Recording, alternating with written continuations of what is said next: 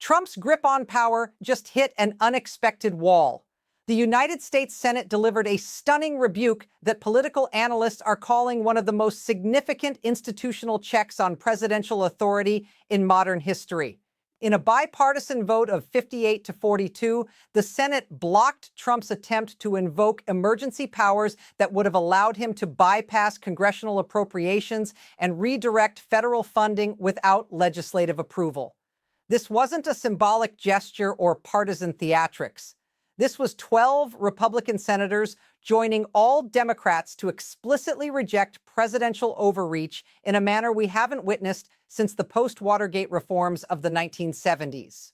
When members of the president's own party publicly break ranks to defend congressional authority against executive encroachment, the constitutional balance of power is being tested in ways that will define the limits of presidential power for generations. Hit that subscribe button right now because you won't want to miss any of the videos I release. So what triggered this historic Senate intervention?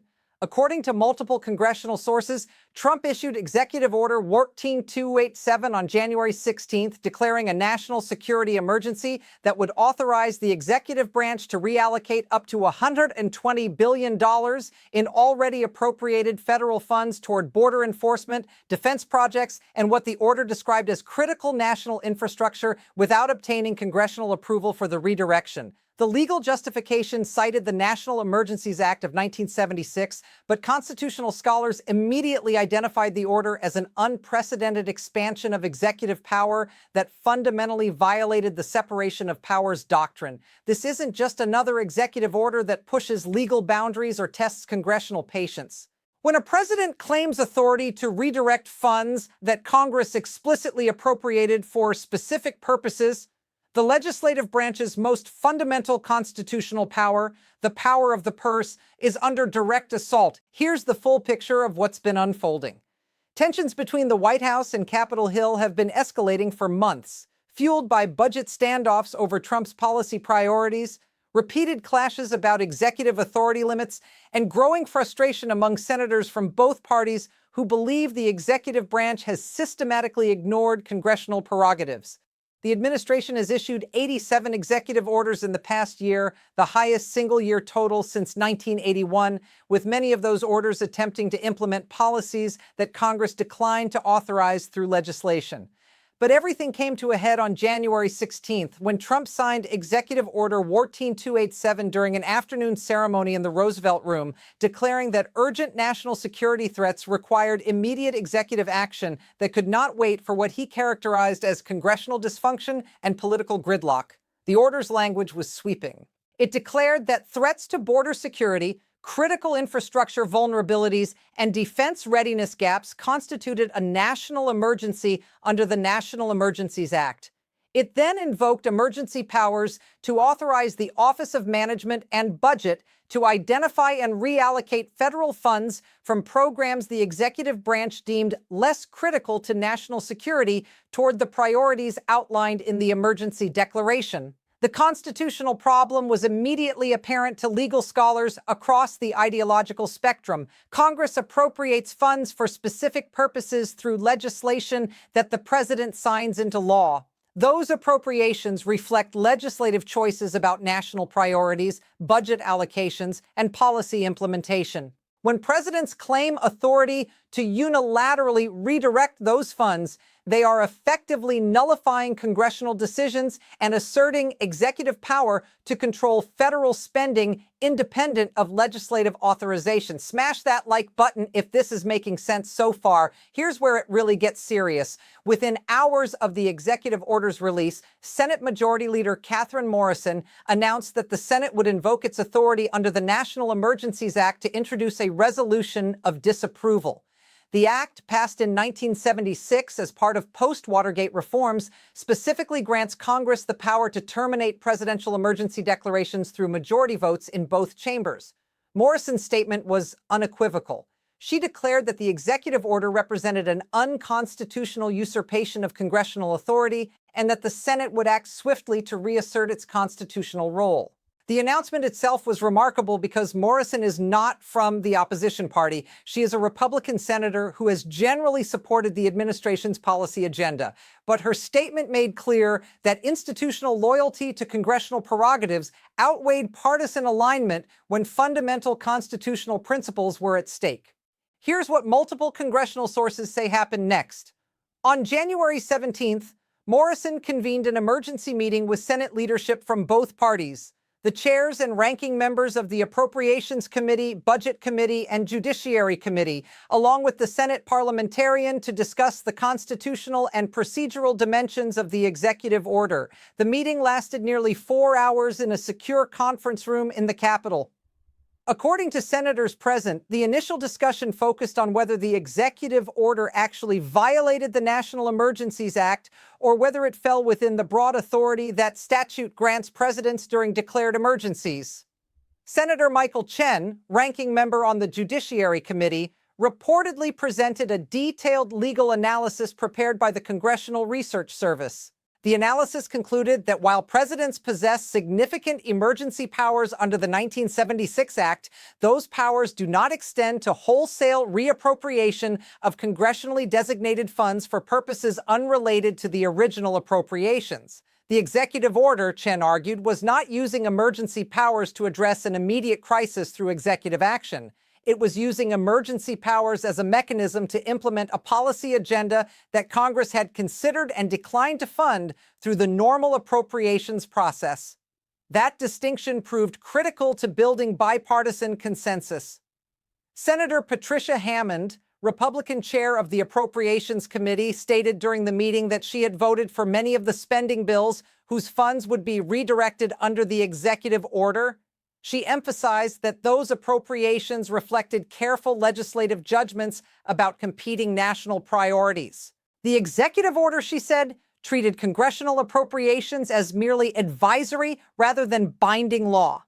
If presidents could declare emergencies to redirect any funds toward their preferred priorities, the appropriation power would effectively transfer from Congress to the executive branch.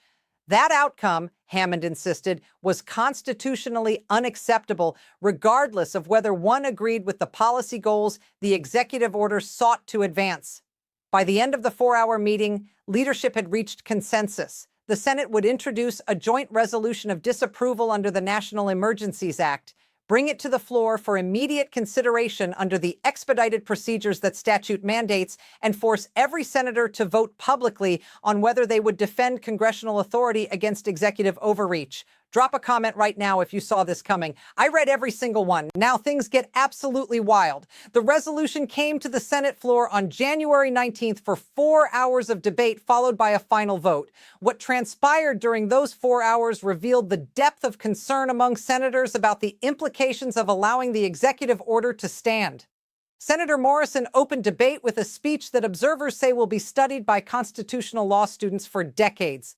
She began by acknowledging her general support for the administration's policy objectives, her agreement that border security required additional resources, and her belief that Congress should act more decisively on defense and infrastructure priorities. But she then pivoted to the constitutional question at the heart of the resolution. Morrison stated that the issue before the Senate was not whether border security mattered or whether infrastructure investments were needed. The issue was whether the president possessed constitutional authority to decide unilaterally how congressionally appropriated funds would be spent. She quoted James Madison extensively, emphasizing the founders' determination to vest the power of the purse in the legislative branch as the most fundamental check on executive power. Morrison's voice, according to those present in the chamber, carried unmistakable gravity as she declared that if the Senate failed to defend its appropriation authority, it would be surrendering the single most important constitutional tool the legislative branch possesses to constrain executive action. The speech lasted 47 minutes and was interrupted multiple times by applause, an extremely rare occurrence during Senate floor debate. Senator Chen followed with a detailed legal analysis of why the executive order exceeded presidential authority under the National Emergencies Act. He explained that the act grants presidents significant emergency powers, but does not grant unlimited authority to govern by decree. The act specifically requires that emergency declarations identify the statutory authorities being invoked and that those authorities have some relationship to addressing the declared emergency. The executive order, Chen argued, invoked emergency powers to implement a comprehensive policy agenda that Congress had considered through the normal legislative process and declined to fund at the levels the administration requested. Using emergency declarations to circumvent congressional appropriation decisions, Chen insisted was precisely the kind of executive overreach the 1976 Act was designed to prevent. Then came the moment that changed the trajectory of the debate and ultimately determined the vote outcome. Senator Hammond, the Republican Appropriations Chair, took the floor and delivered what multiple observers describe as the most powerful speech of her 18-year Senate career. She began by stating her frustration with congressional gridlock, her belief that the institution often moved too slowly, and her sympathy with presidents of both parties who faced legislative obstacles to implementing their agendas. But then Hammond shifted to the core principle at stake. She stated that she had dedicated her career to the appropriations process because she believed that how the federal government spent taxpayer money was the most consequential decision Congress made. Every dollar appropriated represented choices about national priorities, trade-offs between competing needs, and judgments about what served the public interest. The executive order before the Senate, Hammond declared, would effectively end congressional control over federal spending. If a president could declare an emergency and redirect $120 billion, what would prevent future presidents from declaring emergencies to redirect $500 billion or $1 trillion? What would prevent a president from declaring a climate emergency and redirecting defense spending toward environmental programs, or declaring a healthcare emergency and redirecting infrastructure funds toward expanding government health programs? Hammond's voice rose as she posed these questions. Once the precedent was established that presidents could use emergency declarations to reallocate appropriated funds toward their policy preferences, the appropriation power would become meaningless. Congress would appropriate and presidents would reappropriate. That outcome, Hammond stated with unmistakable finality, was constitutionally intolerable. She announced she would vote for the resolution of disapproval and urged her Republican colleagues to join her in defending the institution regardless of partisan considerations. The speech lasted 34 minutes. When Hammond finished, the Senate chamber remained silent for nearly 30 seconds, an extraordinary pause that underscored the weight of her argument. This isn't the first time Congress has moved to check presidential emergency declarations. Think back to February 2019, when President Trump declared a national emergency to redirect military construction funds toward border wall construction after Congress declined to appropriate the full amount he requested. The House passed a resolution of disapproval, and the Senate followed with a 59-41 vote that included 12 Republicans voting to terminate the emergency declaration. Trump vetoed the resolution, and Congress failed to override the veto, allowing the emergency declaration to proceed. But that episode established an important precedent. It demonstrated that significant numbers of legislators from the president's own party would vote to constrain executive emergency powers when they believed those powers were being used to circumvent congressional appropriations decisions. The current situation differs in scale and constitutional significance. The 2019 emergency declaration involved redirecting approximately $3.6 billion in military construction funds. The January 2025 executive order involves redirecting $120 billion from programs spanning multiple federal agencies and departments. The 2019 emergency focused narrowly on border wall construction. The 2025 order encompasses border enforcement, defense projects, and infrastructure development, a policy agenda that Congress actively debated and made specific appropriation decisions about. Subscribe immediately if you haven't yet. This content doesn't exist anywhere else. And let's not forget the historical parallels to President Truman's seizure of steel mills during the Korean War in 1952. Truman claimed inherent executive authority to take control of private steel production to prevent strikes from disrupting military supply chains during wartime. The Supreme Court rejected that claim in Youngstown, Sheet and Tube Company versus Sawyer, establishing the principle that presidents cannot claim inherent emergency powers to take actions that Congress has the constitutional authority to authorize or prohibit. Justice Robert Jackson's concurring opinion in that case articulated a framework for analyzing executive power that remains the governing standard today. Jackson wrote that presidential authority is at its maximum when the president acts pursuant to congressional authorization in a zone of twilight when Congress has neither authorized nor prohibited the action, and at its minimum when the president acts contrary to congressional will. The executive order falls into Jackson's third category. Congress made explicit appropriation decisions about how federal funds should be spent. The executive order directs that those funds be spent differently. Under Youngstown, presidential authority to take such action is at its constitutional minimum. Now, however, it's different. This time, Congress is acting decisively before the executive order can be implemented rather than litigating the question through years of court challenges. The Senate vote represents a direct institutional confrontation about constitutional boundaries, forcing both branches to take clear positions about the limits of executive emergency powers. So what allegedly triggered this unprecedented Senate rebuke? According to constitutional law experts who have reviewed the executive order and consulted with congressional leadership, the fundamental trigger was the administration's systematic pattern of attempting to govern through executive action when it cannot obtain legislative authorization for its policy preferences. The executive order was not an isolated assertion of emergency authority in response to an unexpected crisis. It was the culmination of a governing strategy that treats congressional appropriations as obstacles to be circumvented rather than binding legal directives to be followed. The order itself demonstrates this pattern. It identifies border security, infrastructure gaps, and defense readiness as emergencies requiring immediate action.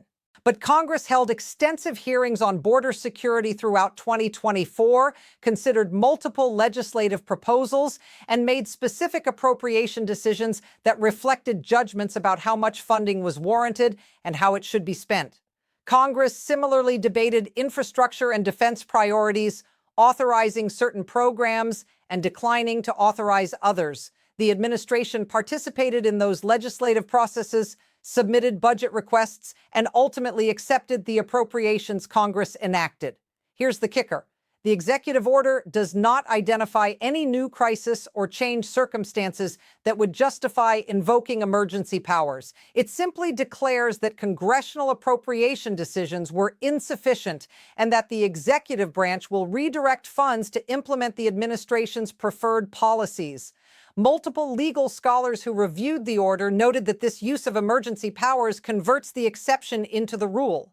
Emergency powers exist to address genuine crises that require immediate executive action when waiting for congressional authorization would create unacceptable risks. They do not exist to implement policy agendas that failed to obtain legislative support through the normal democratic process. Don't go anywhere. The most explosive part is coming next. And here's what should alarm everyone who cares about constitutional governance. When presidents claim authority to declare emergencies and redirect appropriated funds whenever they disagree with congressional spending decisions, the separation of powers collapses.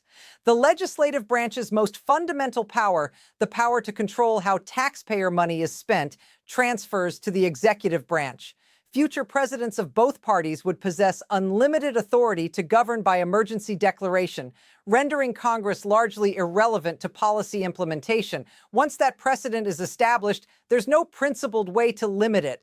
This puts Republican senators in an extraordinarily difficult position. On one side, they face intense pressure from the administration and from portions of their political base who support the president and want to see his agenda implemented regardless of congressional obstacles. Voting against the executive order risks being portrayed as disloyal, weak, or complicit with opposition efforts to obstruct the president's priorities. Those political pressures are substantial, particularly for senators facing competitive re-elections or representing states where the president remains popular. On the other side, they confront their institutional obligations as senators and their oath to support and defend the Constitution. The Senate exists as a separate and co-equal branch of government. its constitutional powers, particularly the appropriation power, represent fundamental checks on executive authority that protect against the concentration of power in any single branch. When senators vote to defend those institutional powers, they are fulfilling their constitutional role regardless of partisan considerations. And here's the tricky part. There's no way to reconcile these competing pressures through compromise or negotiation. Either the Senate defends its appropriation authority by voting to disapprove the executive order, or it acquiesces to the executive branch's assertion that presidents can redirect appropriated funds whenever they declare emergencies. The constitutional question admits no middle ground. Legal and political scholars are calling this the most significant separation of powers confrontation since the impeachment proceedings of the late 1990s.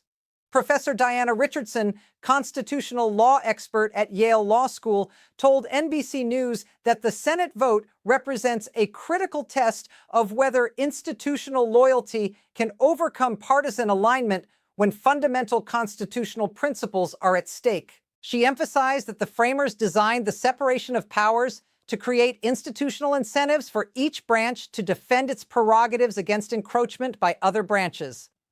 The January 19th vote, Richardson stated, would reveal whether those institutional incentives remain operative or whether partisan polarization has eroded them to the point where legislators will accept diminishment of their own constitutional powers if doing so serves short-term political goals. Thomas Brennan, former White House counsel under two previous administrations, added that executive orders of this magnitude and constitutional significance typically emerge only when presidents have concluded that Congress will not authorize their policy preferences through legislation. The danger, Brennan noted, is that using emergency declarations to implement controversial policies creates precedents that future presidents will exploit. Once one president claims authority to redirect $120 billion through emergency declaration, future presidents will claim authority to redirect even larger sums for their own priorities. The result is a constitutional arms race where each administration expands executive power beyond what its predecessors claimed, and Congress becomes progressively less relevant to governance. Do me a favor and slam that like button because it genuinely helps this video reach more people. Even Professor Marcus Wright, conservative legal scholar at the Federalist Society who has consistently defended broad interpretations of executive power, acknowledged that the executive order raised serious constitutional concerns. Wright stated that while he believed presidents required substantial flexibility to respond to genuine emergencies, the National Emergencies Act was never intended to authorize wholesale reappropriation of congressional funds. He noted that the Act's legislative history and subsequent amendments reflect congressional concern about preventing precisely the kind of executive overreach the current order represents. So let's break down what this could mean. First, the immediate impact is that Trump's executive order cannot be implemented. Under the National Emergencies Act, when both chambers of Congress pass resolutions of disapproval, the emergency declaration is terminated and the president cannot proceed with actions authorized under that declaration.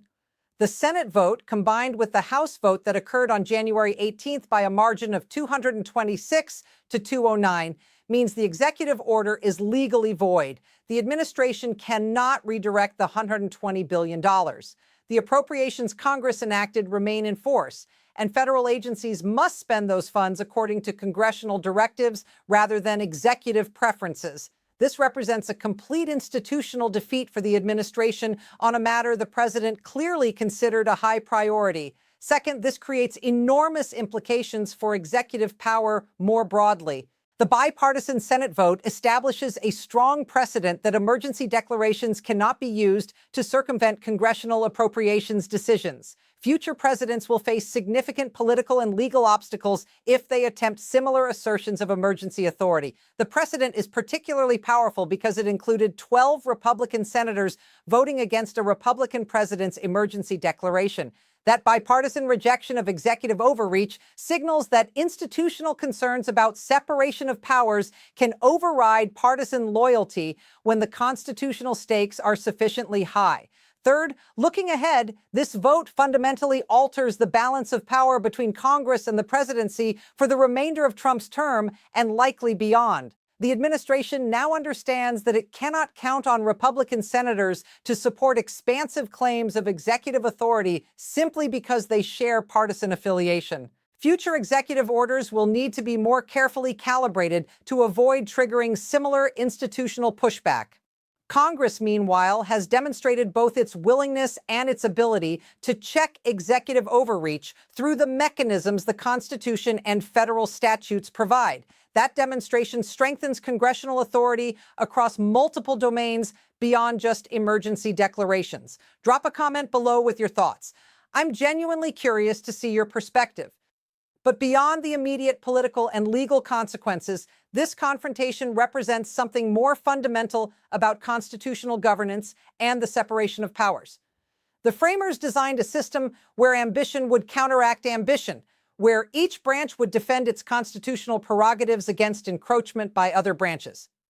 The January 19th Senate vote demonstrated that principle still operates. Senators from the president's own party concluded that defending their institution's constitutional authority mattered more than partisan loyalty to the president. That institutional commitment to constitutional structure, even when it conflicts with immediate political interests, is precisely what the separation of powers requires to function as a constraint on concentrated power. This scenario is creating significant tension within Republican political circles about the appropriate relationship between party loyalty and constitutional principle. Reports indicate that several senators who voted for the resolution of disapproval have faced intense criticism from portions of the Republican base who view the vote as betrayal of the president. Social media responses have been particularly harsh, with some activists calling for primary challenges against the 12 Republican senators who joined Democrats in voting to disapprove the executive order. Those senators are being characterized as establishment figures who prioritize institutional prerogatives over implementing the policy agenda that voters elected the president to advance. Meanwhile, constitutional conservatives and limited government advocates have praised the Senate vote as demonstrating that Republicans remain committed to separation of powers and constrained executive authority, regardless of which party controls the White House. Organizations like the Cato Institute and the American Enterprise Institute issued statements commending the 12 Republican senators for defending legislative prerogatives against executive encroachment. These groups emphasized that principled conservatism requires limiting government power, including executive power, and that the Senate vote reflected those principles.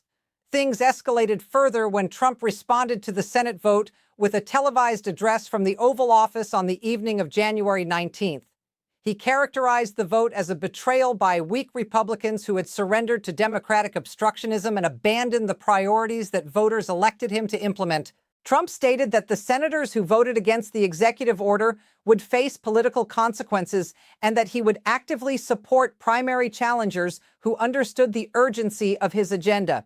He claimed that the emergency declaration was necessary because Congress had failed to act decisively on critical national security threats and that the Senate vote represented prioritizing institutional turf battles over American safety. Stay with me. What comes next will completely change how you view the situation. Here's what makes this even more constitutionally significant. Trump's response to the Senate vote revealed a fundamental misunderstanding of separation of powers principles. His argument that senators betrayed him by defending congressional appropriation authority treats the legislative branch as though it exists to implement presidential preferences rather than as a co-equal branch with its own constitutional obligations.